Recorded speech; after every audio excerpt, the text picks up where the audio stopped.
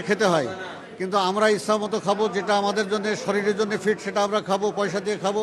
সেই ব্যবস্থাপনা না থাকায় এবার খাওয়া দাওয়া ডিস্টার্ব হচ্ছে। সকালবেলা এখন খানা এখনো পর্যন্ত হয় নাই, আমরা সবাই খানার অপেক্ষায় বসে আছি 1 ঘন্টার উপরে। এই ব্যবস্থাপনার পরিবর্তন হওয়া দরকার।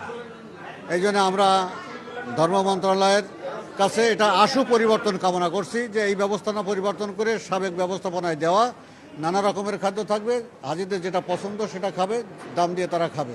খাবার যেটা দিয়েছে দাম কত ওটা আমরা বলবো, ওটা মুয়াল্লিম বলবে, ওটা আমরা তো বলতে পারবো না। খাবার যেটা দিয়েছে মানুষ কেন গরুও খায় না, গরুও খায় না এগুলো আমাদের দেশের লোকের। আর কি বলবো, এই দেখেন না, এই যে দেখেন এটা চলে খাবার দিয়েছেন এই জায়গায় সকালবেলা দেওয়ার কথা খিচুড়ি, ডিম, কোনো কিছু নাই, সাথে টাকা পেমেন্ট নিয়ে তাদের খাবার পরিবেশনের কথা। কিন্তু এই অবস্থা, তারপরে খাবার নিয়ে এরকম লাইনে দাঁড়াতে হচ্ছে খাবারের জন্য স্লিপ নিয়ে 1 ঘন্টা দাঁড়াতে 1 ঘন্টা লাইনে দাঁড়িয়ে থেকে তারপরে তাই খাবারটা পরিবেশন হচ্ছে, মানে সিরিয়াল টাকা আগে নিয়ে নিয়েছে। আমরা সকালবেলা খাবার খেতে আসছি, প্রথমে বলছে খাবার নাই এখন, আপনারা পরে আসেন, 1 ঘন্টা পরে আসেন। 1 ঘন্টা পরে যখন আসলাম তখন বলছে যে আবার খাবার নাই।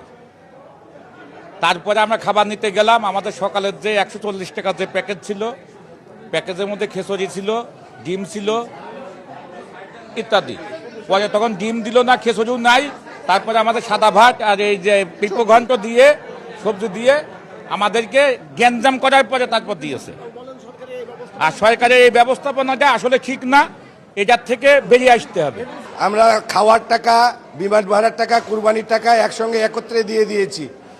সকালবেলার নাস্তা আমাদের ডিম, সাদা ভাত, সবজি, সালাদ, পানি, আমাদেরকে কিচ্ছু দেয়নি। আমরা আল্লাহর মেহমান, আমাদেরকে এরকম অবজ্ঞা করা, এরকম অবহেলা করা।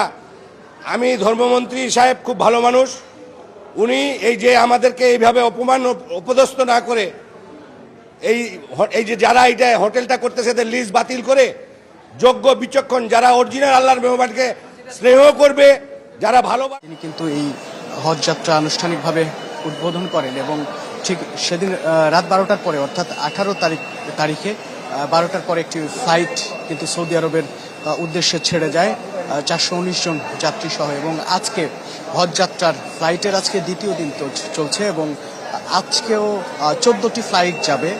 আজকে সারাদিনই এই 14টি ফ্লাইট যাবে এবং এর মধ্যে 4টি ফ্লাইট অলরেডি ছেড়েছে ঢাকার শাহজালাল আন্তর্জাতিক বিমানবন্দর এবং 11টা 35 মিনিটে সাউদি এয়ারলাইন্সের একটি ফ্লাইট, সেটি কিন্তু বাংলাদেশ থেকে ছেড়ে যাবে সৌদি আরবের উদ্দেশ্যে হজ যাত্রীদের নিয়ে। এবং আজকে সারাদিনই যেই হাজি ক্যাম্প রয়েছে এখানে, এই হাজি ক্যাম্পটিতে কিন্তু হজ যাত্রীদের ব্যাপক ভিড় রয়েছে এবং তাদের যারা আত্মীয় স্বজন তারাও কিন্তু তাদের সাথে আসছেন এবং যারা হজ পালন করার জন্য যারা যাচ্ছেন তাদেরকে তারা কিন্তু শুভকামনা করছেন এখানে। এবং এখান থেকে কিন্তু গাড়িতে করে হজ করার উদ্দেশ্যে যারা যাবেন, যারা হজ যাত্রী, তারা কিন্তু এখান থেকেই এয়ারপোর্টের উদ্দেশ্যে রওনা করছেন। এবং তাদের সাথে কথা বলছিলাম, আইন শৃঙ্খলা পরিস্থিতি এখানে স্বাভাবিক রয়েছে এবং আমরা জিজ্ঞেস করেছিলাম যে তাদের